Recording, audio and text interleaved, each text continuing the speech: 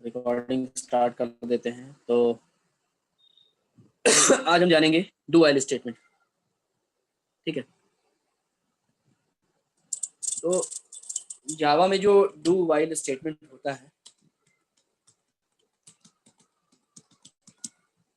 Do while statement,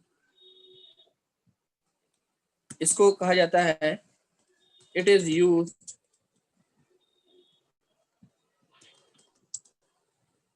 to iterate a part of the program several times। ठीक है, तो ये कब यूज किया जाता है? when the number of iteration, iteration का मतलब रिपीटिशन होता है, ठीक है, is not fixed, जब वो फिक्स ना हो iteration, and you must have to execute the loop at least once, और लूप को कम से, इसका मतलब समझ में आया? इसका मतलब ये होता है कि जैसे अभी तक जो हमने लूपिंग देखी है, चाहे वो फॉर देखा हो चाहे वाइल देखा हो, उसमें प्रॉब्लम क्या है कि अगर अगर कंडीशन सही नहीं हुई तो कंट्रोल अंदर नहीं जाएगा। ठीक है, सपोज एक अगर एग्जांपल ले, अगर आई की वैल्यू मानो 9 है और हमने यहाँ पे लिखा while I is less than equal to 20, तो ये कंडीशन सही होगी तो कंट्रोल अंदर चला जाएगा। ठीक है, फिर हमने एसओपी के अंदर अगर प्रिंट करा दिया लूप, सपोज कुछ भी प्रिंट करा दिया लूप, ठीक है, तो अभी तो ये कंडीशन सही है, आई की वैल्यू 9 है और 9 जो है वो 20 से कम है तो कंट्रोल अंदर आ जाएगा। ठीक है, अगर अभी ये वैल्यू 29 कर दें तो अब ये कंट्रोल के अंदर नहीं आएगा। ठीक है, सिमिलरली ऐसे ही फॉर में है, फॉर में भी अगर कंडीशन सही होगी तभी कंट्रोल अंदर आएगा, लेकिन डू वाइल लूप में ऐसा नहीं होता है। तो सबसे पहले हम ये देखते हैं कि डू वाइल लूप का सिंटैक्स क्या है, फिर हम इसकी बात करेंगे। तो डू वाइल लूप में क्या होता है कि अगर हमको प्रोग्राम को एक बार एग्जीक्यूट करवाना हो, चाहे हमारा प्रोग्राम सही हो या हमारा प्रोग्राम गलत हो, अगर हमको एक बार किसी भी हाल में प्रोग्राम को एग्जीक्यूट करवाना हो लूप को, तो हम डू वाइल लूप यूज करते हैं। तो डू वाइल लूप का सिंटैक्स ही ऐसा होता है, डू डू पहले लिखा जाता है और कंडीशन हमेशा बाद में लिखी जाती है। तो यहाँ पर लिखा जाता है कोड, वो कोड जो एग्जीक्यूट करना है। ठीक है, और इसके बाद जैसे ही ब्रैकेट क्लोज किया जाता है यहाँ पर लिखा जाता है वाइल स्टेटमेंट, और इसके बाद क्या होता है यहाँ लिखा जाता है कंडीशन। ठीक है, फिर इसके बाद कर्ली स्मॉल ब्रैकेट क्लोज और इसके बाद सेमीकोलन। इस तरीके से लिखा जाता है डू वाइल लूप। तो हम चलते हैं अपने प्रोग्राम पे, सीधा सीधा इस पे प्रोग्राम बनाते हैं, तब आइडिया हो जाएगा हमें। ठीक है, तो डू वाइल लूप का अगर हम प्रोग्राम बनाएं, यहाँ पर हम अंदर आ जाए हैं, हम सिंपली वही बनाते हैं, 1 से 10 तक नंबर प्रिंट कराने के लिए बनाते हैं, 1 to 10। तो हमने यहाँ पर लिख दिया integer I equals to, suppose मैंने एक वैल्यू दे दी यहाँ पर 1, 1 to 10 प्रिंट कराना है तो हमने 1 से स्टार्ट किया, फिर हमने लिखा यहाँ पर डू डू, और इसके बाद एंटर प्रेस किया, हमने करली ब्रेसेस ओपन कर दिया और फिर यहाँ पर कंडीशन लिख दी system dot out dot print LN, और इसका ब्रैकेट लगा दिया और यहाँ पे लिख दिया हमने आई की वैल्यू। ठीक है, और यहाँ पर क्या कर दिया हमने आई प्लस प्लस।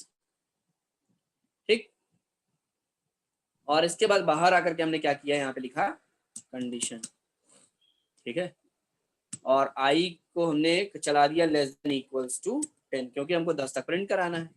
अब तो हमने ये प्रोग्राम पूरा अभी सही लिखा है, एक बार रन करके देखते हैं प्रोग्राम हमारा करेक्ट है कि नहीं। तो एक बार प्रोग्राम एग्जीक्यूट हो जाएगा तो हमें खुद ही आइडिया हो जाएगा प्रोग्राम। अब इसको थोड़ा सा स्क्रीन बड़ा कर देता हूँ मैं आउटपुट वाली, ताकि समझ में आ जाए, दिख जाए क्लियरली। तो दिख रहा है 1 2 3 4 5 6 7 8 9 10। ये प्रोग्राम तो तब भी एग्जीक्यूट हो जाता है जो जब हम फॉर लूप यूज करते या हम वाइल यूज करते। तो यहाँ डिफरेंस क्या है? डिफरेंस ये है यहाँ पर जो कि हम बात कर रहे थे, अगर हम इस कंडीशन को आई को ही 11 कर दें, ठीक है, अब देखते हैं इसको रन करके तब क्या होता है। ये हमें क्लियरली पता है कि नॉर्मल वाइल के केस में और फॉर के केस में ये लूप प्रोग्राम नहीं चलेगा। क्यों नहीं चलेगा? नहीं क्योंकि आई चलेगा की वो, वैल्यू 11 है और कंडीशन मैच नहीं और करेगी, क्योंकि कंडीशन नहीं 11, मैच कर रही है। हाँ 11 ना तो छोटा है 10 से और ना ही बराबर है 10 के, तो कंडीशन फेल हो जाएगी, कंट्रोल अंदर नहीं आएगा। लेकिन हम यहाँ देखते हैं कि क्या ऐसा होगा डू वाइल में। ये देखो डू वाइल में ऐसा नहीं होगा, मैंने जैसा बताया था। डू वाइल में एक बार आपका प्रोग्राम चलेगा ही चलेगा। क्यों चल रहा है प्रोग्राम? क्योंकि कंडीशन तो वो तभी मैच करेगा ना जब वो नीचे यहाँ तक वाइल तक पहुंचेगा कंट्रोल। तो वाइल तक पहुंचने से पहले वो क्या करेगा, एक बार आपकी वैल्यू को प्रिंट कर चुका होगा। ठीक है, Yes. तो आई की वैल्यू थी 11 और वो आई 11 को एक बार प्रिंट कर चुका था।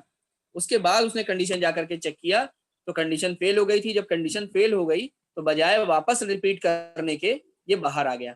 नॉर्मल केस में जब कंडीशन सही होती है तो ये तब तक रिपीट करता है जब तक कंडीशन कंप्लीट ना हो जाए, उसके बाद कंट्रोल को बाहर लाता है। ठीक है, इस केस में क्योंकि कंडीशन पहली बार एग्जीक्यूट करने के बाद फेल हो जाएगी, लेकिन पहली बार वो प्रिंट कर चुका होगा, तो यहाँ नंबर कुछ भी हो, चाहे 11 हो चाहे 120 हो, ये एग्जीक्यूट एक बार जरूर करेगा, चाहे आपकी कंडीशन सही हो चाहे गलत हो। अगर सही होगा तो नॉर्मल प्रोग्राम एग्जीक्यूट करेगा और अगर गलत होगा तो प्रोग्राम एग्जीक्यूट नहीं करेगा। जैसे अगर हम वैल्यू 10 के अंदर डालेंगे, कुछ भी वैल्यू डाल दें, 3 भी डाल दें, तो 3 से स्टार्ट करेगा, 10 तक प्रिंट करेगा, क्योंकि कंडीशन सही है। 3 जो है 10 से छोटा है तो 3 प्रिंट करेगा, 4 प्रिंट करेगा, 5 प्रिंट करेगा, 6 प्रिंट करेगा, 7 प्रिंट करेगा, 8 प्रिंट करेगा, 9 प्रिंट करेगा और 10 प्रिंट करेगा। ठीक है, Yes.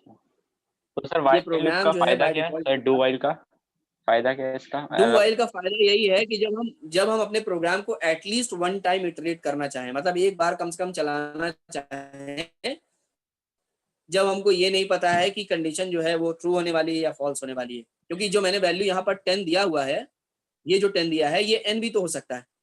ठीक है, यस। तो मैंने तो यहाँ पर 10 लिख करके एक एग्जाम्पल बताया है, लेकिन अगर हो सकता है कि वो यूजर यहाँ पर एन लिख दे और एन अगर रिक्वायरमेंट नहीं मीट करेगा तो आपका कंट्रोल नहीं चलेगा। ठीक है, तो डू वाइल हम तभी यूज करते हैं जब हमको एक बार कम से कम चलाना हो, ताकि हमको यूजर को पता चल जाए कि हाँ भाई ये चीज एग्जीक्यूट नहीं हुई है। ठीक है, तो जब वो लूप के अंदर जाएगा, कंडीशन के अंदर जाएगा, तभी वो बता पाएगा कि वो चला है या नहीं चला है। बाकी कंडीशन में क्या होगा, होता क्या था कि अगर कंडीशन आपकी गड़बड़ हो जाएगी तो वो कंट्रोल अंदर जाएगा ही नहीं, स्क्रीन पे कुछ भी नहीं आता था। ठीक है, अगर यही प्रोग्राम आपने 120 लिख करके रन किया होता वाइल में और फॉर में, तो आउटपुट में कुछ भी नहीं आता, ब्लैंक स्क्रीन आती, क्योंकि लूप के अंदर वो जाता ही नहीं। जब जाता नहीं तो कुछ भी एग्जीक्यूट नहीं करता। यहाँ पे एटलीस्ट आपको ये पता चल जाएगा कि यहाँ पे हमने सपोज एक मैसेज दे दिया, एग्जीक्यूट एटलीस्ट वंस। ठीक है, तो एक बार ये मैसेज आ जाएगा स्क्रीन पे, तो ये पता चल जाएगा कि हाँ हमारा प्रोग्राम एक बार एग्जीक्यूट हुआ है। मैसेज कुछ भी दे सकते हैं आप, मैंने एक ये दे दिया, एक दिखाने की आप क्या कर सकते हो। ठीक है, इसके थ्रू देख रहा है एग्जीक्यूट एटलीस्ट वंस, यस तो एक देख बार रहे हैं। एग्जीक्यूट कर दिया, आपका 300 आ गया, तो आपको पता हो गया कि हाँ एटलीस्ट एक बार एग्जीक्यूट हुआ है। यहाँ पर भी यही लिखा हुआ है कि number of iteration is not fixed and you must have to execute the loop at least once. तो एक बार कम से कम आपको एग्जीक्यूट करना ही होगा, या एक बार यहाँ पर एग्जीक्यूट होगा ही होगा, हमेशा याद रखिएगा। फॉल्स होने के कंडीशन में भी ये एक बार चलता है, यही इसकी खासियत है। ठीक है, अगर आप यस सर। इनफाइनाइट लूप इसमें चलाना चाहें तो क्या करना होगा? अगर इसमें इनफाइनाइट लूप चलाना है तो यहाँ पर आप सिंपली अगर ट्रू लिख देंगे तो ये इनफाइनाइट लूप चल जाएगा। अगर मैं यहाँ लिख दूं ट्रू, ठीक है, और यहाँ पे मैं मेंशन कर दूं इनफाइनाइट लूप, ये तो मैंने मैसेज दिया है, कुछ भी आप दे सकते हैं उसकी जगह पर मैसेज में। दिख रहा है, तो इनफाइनाइट इनफाइनाइट वो चलता चला जा रहा है। ठीक है, तो ये इनफाइनाइट चलता चला जाएगा।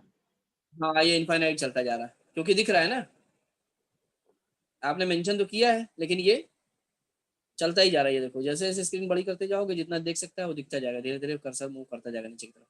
यस। ठीक है, अब ये थोड़ा सा हैंग कर रहा है बीच बीच में रह रह कर।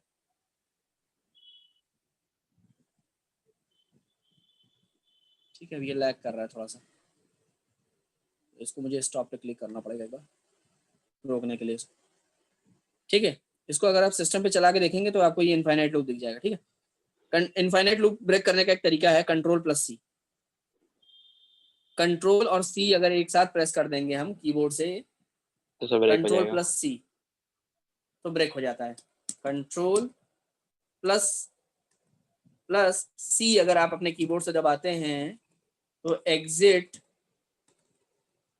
It will exit infinite loop, ठीक है। क्लियर? Yes sir. ये चीज समझ में आ गई? फराज, यस दोनों सर, लोगों आ को समझ गया। में आ गया? Yes sir. ठीक है। इसके बाद जो नेक्स्ट स्टेटमेंट है जो कि यूज किया जाता है, तो आप लोग का टास्क ये है कि आप लोग को करना क्या है, जो भी प्रोग्राम मैंने व्हाइल के थ्रू या फॉर के थ्रू कराए हैं वो सारे के सारे आपको डू व्हाइल के थ्रू करने, ठीक है। और मुझे ये बताना है कि क्या उससे करने से कोई डिफरेंस आ रहा है, ठीक है। ये मैं नहीं बता रहा हूँ, ये यस सर। आप ट्राई करेंगे फिर मुझे बताएंगे कि क्या डिफरेंस आ रहा है, ठीक है। नेक्स्ट स्टेटमेंट है ब्रेक स्टेटमेंट, ठीक है। तो ब्रेक स्टेटमेंट जैसा कि नाम से पता चल रहा है, एनकाउंटर्स इनसाइड अ लूप। उसके बाद जो है ये बाय डिफॉल्ट ये क्या करता है कि आपके जो है उसको ब्रेक करने की कोशिश करता है। क्लियर?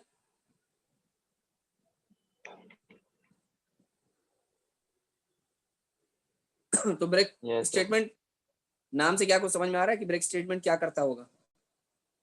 सर जो ये भी लूप कंडीशन को लगी ब्रेक रहती करने की है कोशिश। वो ब्रेक कर देता होगा। हाँ, करेक्ट करेक्ट। इट इज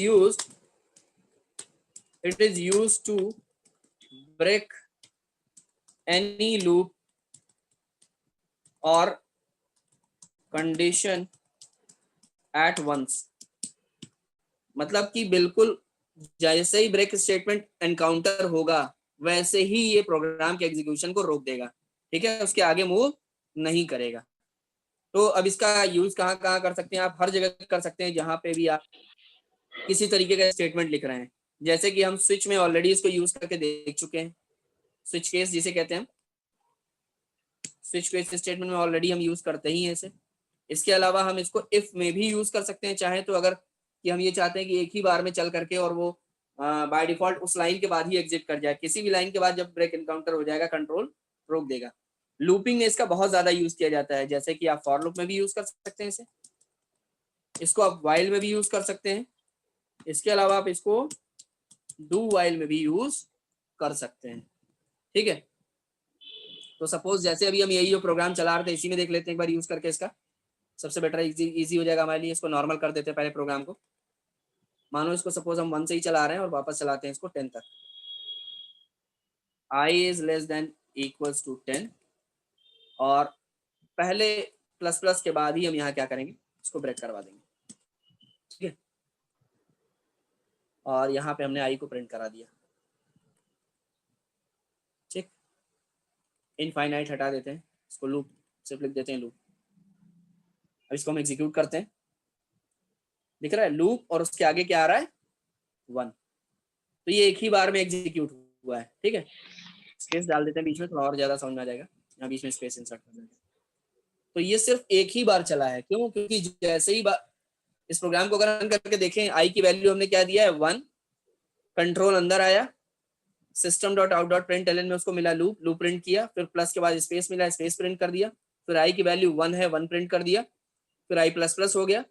लेकिन आई प्लस प्लस होते ही उसको क्या मिल गया, ब्रेक स्टेटमेंट। वो कंडीशन तक पहुंच ही नहीं रहा है, कंडीशन तक प्रोग्राम आपका पहुंच ही नहीं रहा है, कंट्रोल पहुंच ही नहीं रहा है। तो बाय डिफॉल्ट उससे पहले ही वो ब्रेक स्टेटमेंट का यूज करके इसको ब्रेक कर देगा और जो है आपका प्रोग्राम वहीं का वहीं